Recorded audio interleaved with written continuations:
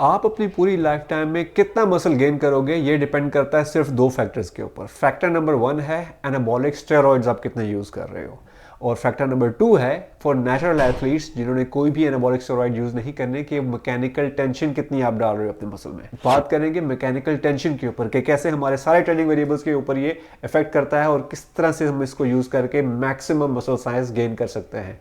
तो like, subscribe and let's start this video. तो mechanical tension क्या है? मैकेनिकल टेंशन प्रोडक्ट है कि आप कितनी देर तक आपने अपना मसल को टाइम अंडर टेंशन में रखा और आपने उस गिवन सेशन में कितना ज़्यादा वेट यूज़ किया। अब टाइम अंडर टेंशन किस बला का नाम है? गाइस, टाइम अंडर टेंशन को हम मेजर करते हैं कि आपने गिवन सेशन में रेपिटेशंस कितनी निकाली और उस रेपिटेशन का ड्यूरेशन कितना रहा, यानी कि आपका टेम्पो आपका कैसा था। अब अगर आपका रेपिटेशन का टेम्पो बहुत स्लो है, आप बहुत स्लो रेप्स परफॉर्म कर रहे हो, तो आपकी नंबर ऑफ रेपिटेशंस आपकी ड्रॉप हो जाएंगी। दूसरी तरफ अगर आपका टेम्पो, आपने तेज रेपिटेशंस निकाल रहे हो, टेम्पो आपका हाई है, तो टाइम अंडर आपका जो टाइम है उस टेम्पो का वो रिड्यूस हो जाएगा और नंबर ऑफ रेपिटेशंस बढ़ जाएंगी। तो अगर आप कंपैरेटिवली इसको होलिस्टिकली देखो तो ये दोनों चीजें एक दूसरे को बैलेंस आउट कर देती हैं, कैंसिल कर देती हैं। टाइम अंडर टेंशन इन दोनों में सेम रहता है। इसका मतलब क्या हुआ कि आपके टेम्पो के ऊपर ज्यादा फर्क नहीं पड़ता कि आप कितने नंबर ऑफ रेपिटेशंस निकालोगे। इसीलिए टेम्पो को मेजर करना डे टू डे बेसिस पे आसान नहीं है। तो हम अपने इस फॉर्मूला को, जो आपका मैकेनिकल टेंशन का फॉर्मूला है, हम सिंपली ये कह सकते हैं कि it depends upon how many repetitions you are performing in a given session. तो पता ये चला कि अगर हमने मसल का साइज बढ़ाना है तो हमें नंबर ऑफ रेपिटेशन ज्यादा लगानी पड़ेगी। तो अब कैसे ये नंबर ऑफ रेपिटेशन, कैसे ये टाइम अंडर टेंशन हमारे सारे ट्रेनिंग वेरिएबल्स के ऊपर इन्फ्लुएंस करता है, जैसे कि आपका rest period, training volume, training frequency, weight your lifting, अब हम जानते हैं आगे चल के। हालांकि टाइम अंडर टेंशन टेम्पो पे डिपेंडेंट नहीं है, लेकिन फिर भी टेम्पो के बारे में जानना बहुत जरूरी है गाइज। वो क्यों? उसकी दो रीजन है गाइज। टेम्पो क्या है? टेम्पो के अंदर दो मूवमेंट होती हैं, एक आपकी होती है कॉन्सेंट्रिक और दूसरी होती है इसेंट्रिक। अब जब आप इसेंट्रिक मूवमेंट परफॉर्म करते हो, जब आप वेट लो करते हो, तो कोशिश करो कि उसको स्लोली लोअर करो। समवेयर अराउंड 4 to 6 सेकंड्स ले लो उस वेट को लोअर करने के लिए। इसका बेनिफिट यह है कि एक तो आपका मसल पूरी तरीके से लोड लेता है और टेंशन आपके मसल के अंदर जनरेट होती है, और दूसरा आपको इंजरी रिस्क से भी बचाता है। जब आप कॉन्सेंट्रिक मूवमेंट करो तो एक्सप्लोसिव तरीके से आपको ये मूवमेंट परफॉर्म करनी होती है, क्योंकि जब आप एक्सप्लोसिव तरीके से अपनी कॉन्सेंट्रिक मूवमेंट परफॉर्म करते हो तो आपकी स्ट्रेंथ बढ़ती है, क्योंकि आपके सारे मसल के फाइबर्स रिक्रूट होते हैं जब आप एक्सप्लोसिव मूवमेंट्स परफॉर्म करते हो। अगर आपने एक्सप्लोसिव तरीके से वेट लिफ्ट करना है तो उसमें एक सप्लीमेंट आपकी हेल्प कर सकता है, और वो है क्रिएटिन, जिसका लिंक मैंने नीचे दे दिया है, वो चेकआउट जरूर करना। गाइस, इंटेंसिटी का मतलब ये होता है कि आप कितना वेट उठा रहे हो। जितना ज्यादा वेट उठाओगे उतना ही ज्यादा आपका मसल ग्रो करेगा।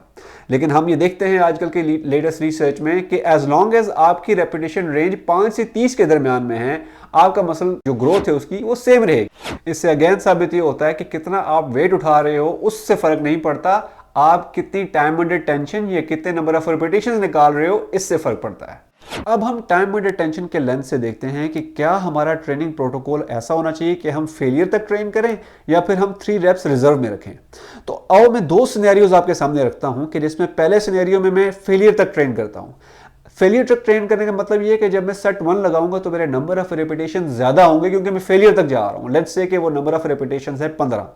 दूसरे जब सेट में लगाऊंगा तो मेरे नंबर ऑफ रेपिटेशन ड्रॉप होकर तकरीबन 10 के अराउंड आ जाएंगे, और तीसरा जब सेट में लगाऊंगा तो मेरे और ड्रॉप होकर नंबर ऑफ रेपिटेशन 7 की तरफ आ जाते हैं।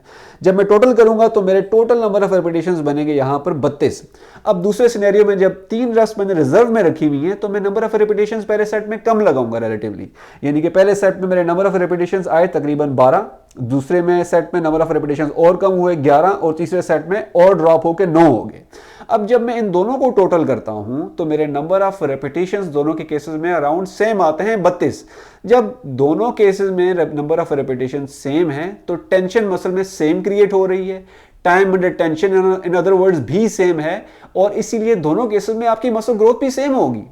अब अगर इनमें से 3 रेप्स इन रिजर्व के नंबर ऑफ रेपिटेशन ज्यादा मैं निकाल पाता तो मेरा मसल ग्रोथ 3 रेप्स इन रिजर्व में ज्यादा होता। इसी तरह से ट्रेनिंग टू फेलियर में मेरे अगर नंबर ऑफ रेपिटेशन ज्यादा होते तो ट्रेनिंग टू फेलियर मेथोडोलॉजी में मेरा मसल ग्रोथ के चांसेस होते। इसीलिए ये इट्स अप टू यू कि आपको कौन सा मेथड सूट करता है, क्योंकि एज लॉन्ग एज आपके नंबर ऑफ रेपिटेशन सेम है, दोनों के केसेस में आपको मसल ग्रोथ सेम ही देखने को मिलता है। अगर आपको ट्रेनिंग टू फेलियर मेथोडोलॉजी ज्यादा पसंद है तो कोशिश ये करो कि इसको सिर्फ और सिर्फ अपने हर एक्सरसाइज के लास्ट सेट में परफॉर्म करना, और उन्हीं एक्सरसाइजेज में जो कि आइसोलेशन मूवमेंट्स हों और छोटे मसल ग्रुप्स की मूवमेंट्स हो। मिसाल के तौर पर आपके शोल्डर्स और आर्म्स। क्यों? क्योंकि आपको इंजरी के चांसेस कम से कम होंगे।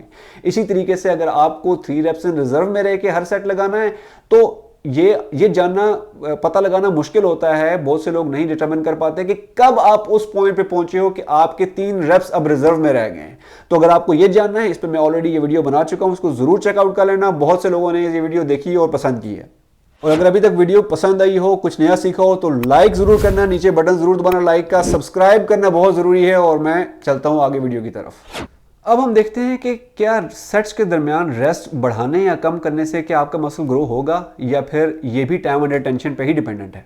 तो हमें ये तो पता है कि अगर आप सेट्स के दरमियान कम रेस्ट करोगे तो आपका मसल कम ग्रो करेगा एज कंपेयर टू कि अगर आप सेट्स के दरमियान ज्यादा रेस्ट करते हो। सोनली बिकॉज ऑफ अगर आप ज्यादा रेस्ट करते हो आपका मसल फ्रेश होता है, आप ज्यादा रेपिटेशन लगा पाते हो। तो इसी तरह से अब रिसर्च में उन्होंने कंपेयर किया 4 ग्रुप को। एक ग्रुप को उन्होंने कहा कि तुमने कम रेस्ट करना है सेट्स के दरमियान में। एक ग्रुप को कहा कि आपने सेट के दरमियान में ज्यादा रेस्ट करना है। तीसरा ग्रुप ऐसा था जिसको ये तो कहा कि ठीक है तुमने रेस्ट तो कम करना है लेकिन तुमने रेपिटेशन उतने ही लगाने हैं जितने ज्यादा रेस्ट करने वाले ने लगाए। चौथा ग्रुप ऐसा था कि जिसको ये कहा गया कि ठीक है तुमने रेस्ट तो ज्यादा करना है लेकिन तुमने रेपिटेशन उतने लगाने हैं जितने कम रेस्ट वाले ने लगाए। अब गाइस इस पूरे रिसर्च के जो रिजल्ट थे वो बड़े फैसिनेटिंग थे।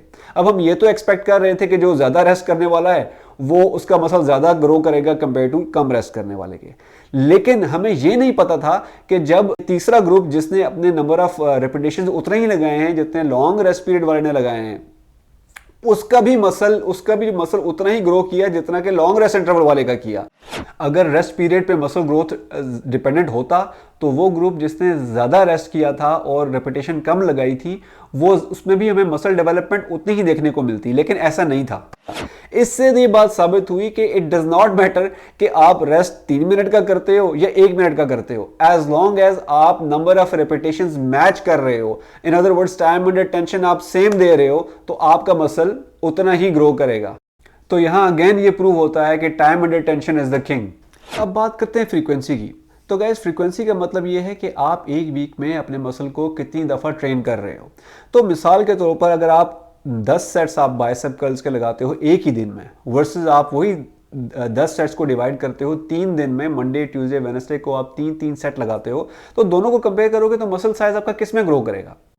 देखो गाइस जब आप 3 दिन मसल को ट्रेन करोगे तो आप ज्यादा रेपिटेशन लगा पाओगे वर्सेस जब आप एक दिन 10 सेट करोगे। ऑफ कोर्स आपका मसल फटीग हो जाएगा, न्यूरोमस्कुलर फटीग और neurological fatigue, psychological fatigue create होने की वजह से आपके चौथे सेट के बाद आपका मसल बिल्कुल खत्म हो जाता है और आप रेपिटेशन 3-4 रेपिटेशन के बाद आपका मसल बस कर जाता है।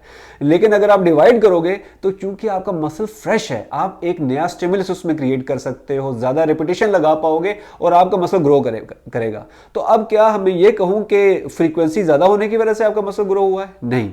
खुद सोचो, अगर आप फ्रीक्वेंसी तो अगर आप ज्यादा दिन ट्रेन करो लेकिन अगर आपकी नंबर ऑफ रेपिटेशन सेम ही है एक दिन के बराबर जो आपने लगाई, तो आपका मसल वहीं पर खड़ा है, आपका मसल ग्रो नहीं करेगा एज लॉन्ग एज आप हर दिन आके नंबर ऑफ रेपिटेशन ज्यादा नहीं करते। लेकिन ऑफ कोर्स ये बात तय है कि जब आप फ्रेश एक चीज लगाते हो, एक दिन में आके लगाते हो, तो ना चाहते वे भी आप नंबर ऑफ रेपिटेशन ज्यादा ही लगाते हो। तो अगेन इस चीज से भी ये बात ये प्रूव हुई कि फ्रीक्वेंसी चाहे आप 6 दिन की दो, 7 दिन जिम जाओ, जब multiple times a day gym जाओ, एज लॉन्ग एज आपके नंबर ऑफ रेपिटेशंस ज्यादा होंगे तो आपका मसल ग्रो करेगा। तो गाइस इस वीडियो का टेक अवे क्या है कि आपने अपने वर्कआउट सेशन में अपनी मैकेनिकल टेंशन और टाइम अंडर टेंशन को बढ़ाना है।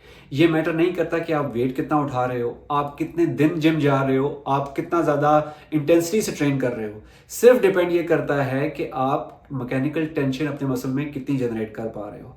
तो टेक अवे, ज़्यादा रेपिटेशन लगाओ और ज़्यादा मसल ग्रो करो। ये थी आज की वीडियो। अगर आपको ये वीडियो पसंद आई हो तो वीडियो को लाइक ज़रूर करना, कमेंट बॉक्स में कमेंट जरूर करना और चैनल को सब्सक्राइब जरूर करना। मैं बहुत जल्दी मिलता हूं आपसे नेक्स्ट वीडियो में। अस्सलाम वालेकुम।